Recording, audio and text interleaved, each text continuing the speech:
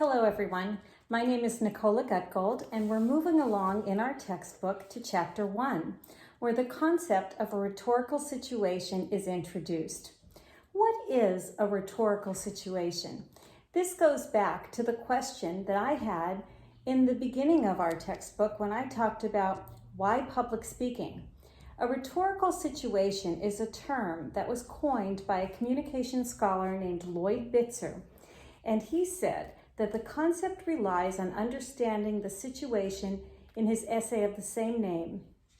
You need to understand a moment called an exigence. An exigence is when something happens or fails to happen that compels one to speak out. For example, if the local school board fires a popular teacher, some of the students and their parents may go to a school board meeting and they may argue that they would like this teacher reinstated.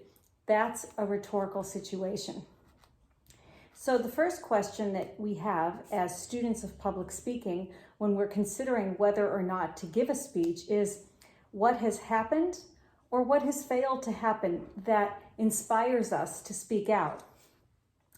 We also ask about the people involved. Who is involved in this situation and what roles do they play? What are the relationships, especially the differences in power? And where is the site of this speech? Will it be at a podium? Will it be over YouTube? Will it be in a classroom or at a school board meeting? And who is compelled to speak? And finally, who does the speaker address and why do they address it?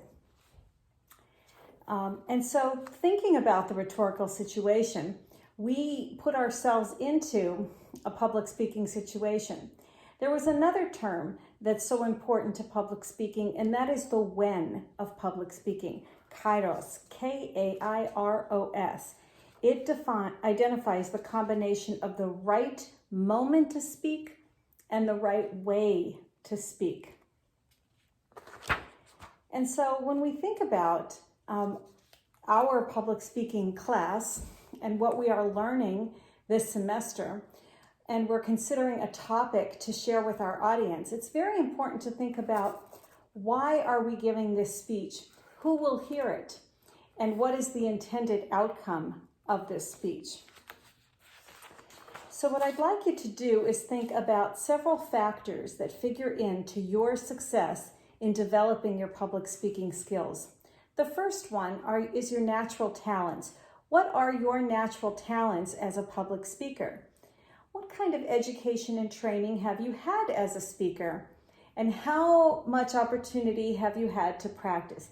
It's these three elements: your natural talents, your education and training, for example, this class, and then the amount of opportunities that you have to speak in public.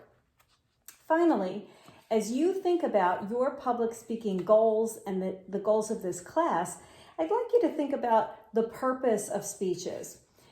There are several, and the ones that we will think about in this class include to inform, to persuade, to entertain, and to celebrate.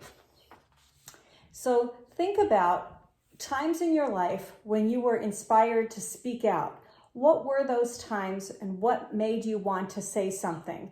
And in this class, we're going to learn the skills to help you speak up and speak well.